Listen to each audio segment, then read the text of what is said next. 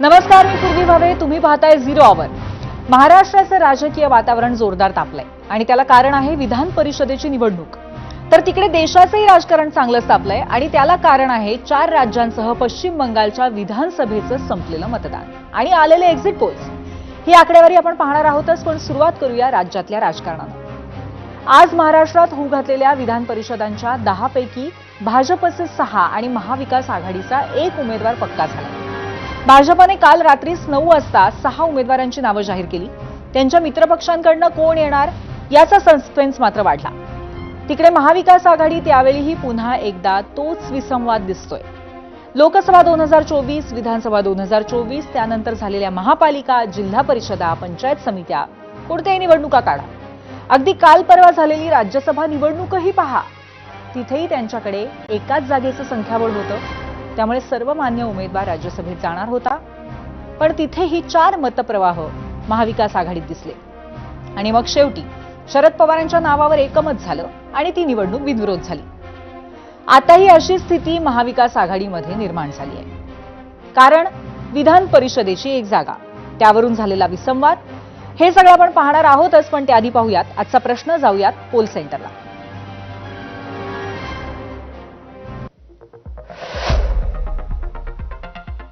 आजचा आमचा पहिला प्रश्न आहे, विधान परिषदेच्या 10 जागांची निवडणूक बिनविरोध होईल का?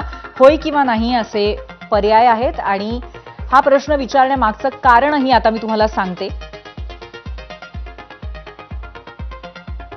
तर त्याचं झालं असं की माजी मुख्यमंत्री उद्धव ठाकरे हे महाविकास आघाडीकडनं विधान परिषदेची आगामी निवडणूक लढवणार नाहीत. ही आजची सर्वात मोठी बातमी ठरली आहे. या विधान परिषद निवडणुकीमध्ये महाविकास आघाडीच्या वाट्याला येणाऱ्या एकमेव जागेसाठी उद्धव ठाकरेंच्याच नावाची सर्वात जास्त चर्चा होती.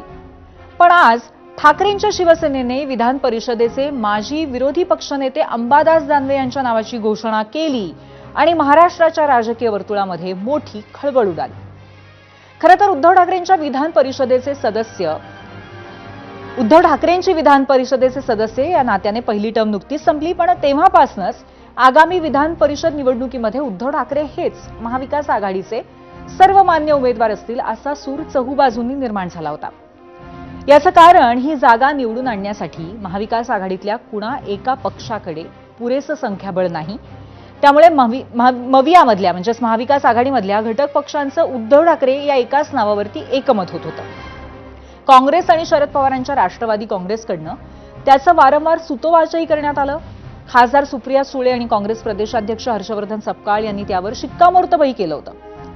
पण विधान परिषद निवडणुकीसाठी उमेदवारी अर्ज भरण्यासाठी अवघे काही तास उरलेले होते आणि आज तेवढ्यात ठाकरेंच्या शिवसेनेचे आमदार आदित्य ठाकरे यांनी अंबादास दानवे यांच्या उमेदवारीची घोषणा केली.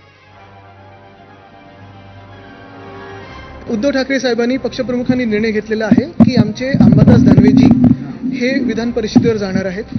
महाविकास आघाडीकडून हे आमचे उमेदवार असतील. अंबादास दानवेजी हे विधान परिषदेवर जाणार आहेत.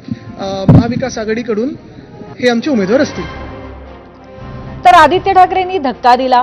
त्यानंतर मित्रपक्षांनी मात्र सावध भूमिका घेतल्याचं दिसलं.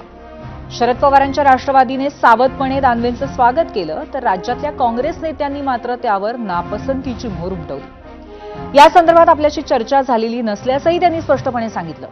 त्यामुळे विधान परिषद निवडणुकीसाठी महाविकास आघाडीत एकमत नाहीये हे उघड दिसून आलं.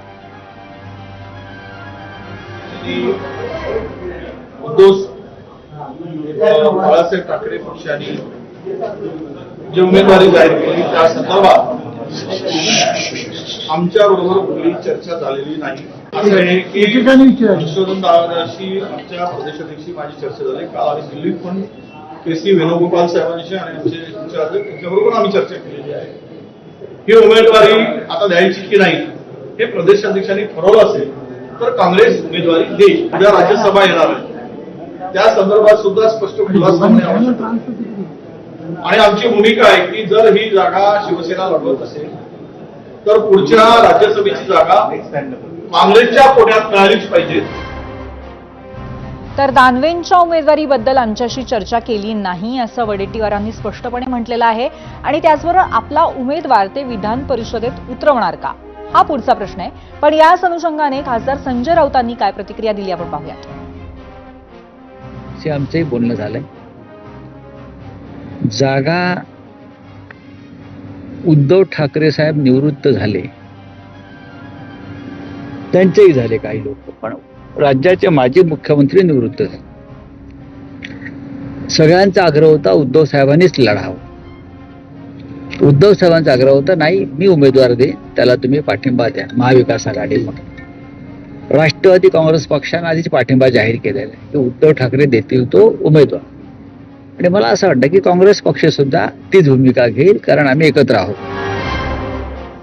आता झालंय असं की विधान परिषद निवडणुकीसाठी उद्धव ठाकरे हेच महाविकास आघाडीचे सर्व मान्य उमेदवार असतील असं चित्र स्पष्ट दिसत होतं. पण त्यांनी ही निवडणूक न लढवण्यामागे आणि ऐनवेळी अंबादास दानवेंचं नाव पुढे करण्यामागे काही राजकीय कारणं नक्कीच असू शकतात. त्यातच स्वतः उद्धव ठाकरेही पुन्हा विधान परिषदेवर जाण्यासाठी किती उत्सुक होते हा प्रश्नही आहेच. राज्य विधिमंडळ अधिवेशनामध्ये समारोपाच्या दिवशी उद्धव ठाकरे यांची देहबोली पाहिली तर त्यातून एक गोष्ट स्पष्ट जाणवत होती असा त्यांच्या निकटवर्तीयांचा दावा आहे, आणि ती गोष्ट म्हणजे फारशी उत्सुकता त्यांची पुन्हा विधान परिषदेसाठी नसणं. पण तरीही काँग्रेस आणि शरद पवारांच्या राष्ट्रवादीसह ठाकरेंच्या शिवसेनेचे नेतेही उद्धव ठाकरेंच्या उमेदवारीवरती ठाम होते.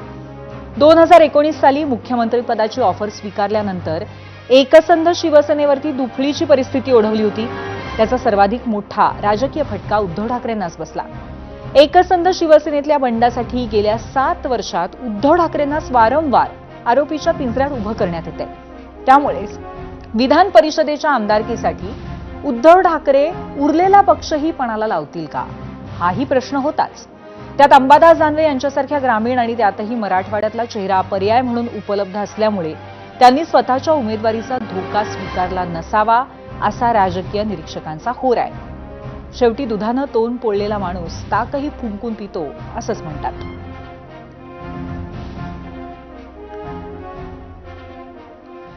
ठाकरेंच्या शिवसेनेची प्रतिष्ठा राज्याच्या विधिमंडळात टिकून राहावी यासाठी उद्धव ठाकरे यांनीच विधान परिषदेवरती जाणं आवश्यक होतं असाही काही राजकीय निरीक्षकांचा होर आहे. त्यात तथ्य असू शकेलही, पण सद्य परिस्थितीमध्ये आपल्या शिवसेना पक्षाची भक्कम पुनर्बांधणी करावी याला उद्धव ठाकरेंचा वैयक्तिक प्राधान्यक्रम असू शकतो. मुंबई महापालिकेमध्ये ठाकरेंच्या शिवसेनेचे 65 नगरसेवक निवडून आले असले तरी राज्यात पक्षाची परिस्थिती कठीण झाली आहे. त्यामुळे नजीकच्या काळामध्ये आदित्य ठाकरेंच्या साथीनं उद्धव ठाकरे पक्षाच्या बांधणीवरती लक्ष केंद्रित करण्याची जास्त शक्यता आहे. मराठवाडा हा एकेकाळचा बालेकिल्ला पुन्हा जिंकायचा तर छत्रपती संभाजीनगरमध्ये एक लोकप्रतिनिधी असणं ठाकरेंना आवश्यक होतं. आणि त्यातून आपल्या पक्षातले माजी खासदार चंद्रकांत खैरे आणि शिंदे समर्थक शिवसेना नेत्यांना संदेश द्यायचा असेल तर अंबादास दानवे हाच एकमेव पर्याय उद्धव ठाकरेंच्या हाताशी होता.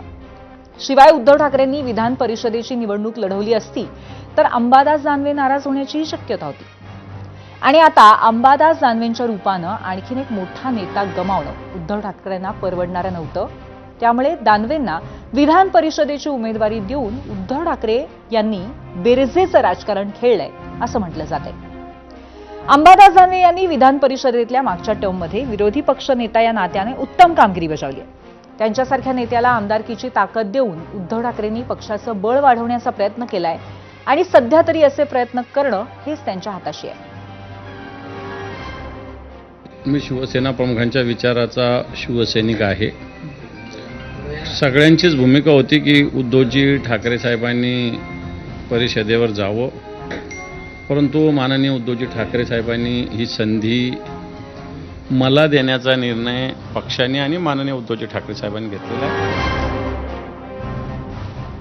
एकंदरीतच आज अचानक शिवसेना ठाकरेंच्या शिवसेनेने आपला उमेदवार जाहीर केला आणि त्यानंतर राजकीय वर्तुळामध्ये प्रचंड खळबळ दिसून आली.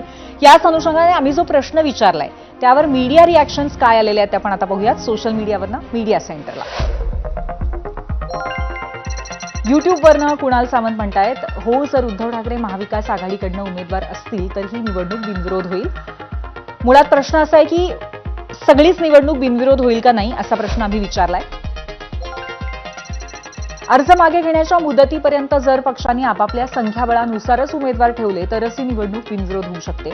मात्र महायुतीने जास्तीची जागा लढवण्याचा प्रयत्न केला तर राज्यातील राजकीय वातावरण पुन्हा एकदा तापेल. रितेश थारेवाल यांची फेसबुकवरनं प्रतिक्रिया आहे. फेसबुकवरची पुढची अजेंद्र पाटील यांची प्रतिक्रिया आपण बघतोय. विधान परिषदेची निवडणूक बिनविरोध व्हायला पाहिजे. जेवढ्या रिक्त जागा तेवढेच उमेदवार म्हणजे घोडेबाजार होणार नाही. त्याच्यामुळे प्रतिमा खराब होते.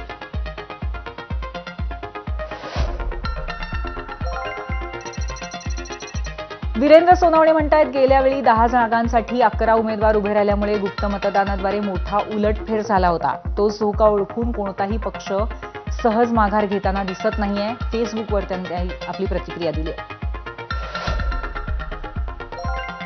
फेसबुकवरची पुढची प्रतिक्रिया आशिष म्हसाळकर यांची आहे.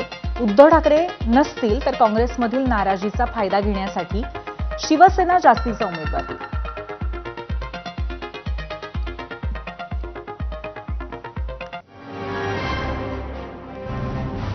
तर आपण प्रतिक्रिया बघितलं तर हे लक्षात येत आहे की खूप वेगवेगळ्या शक्यता असू शकतात, पण बिनविरोध निवडणूक होण्यासाठी एकंदरीतच सध्या तरी महाविकास आघाडीतल्या 2 पक्षांनी निर्णय घेणं गरजेचं आहे, हे या प्रतिक्रियातनं स्पष्ट होत आहे.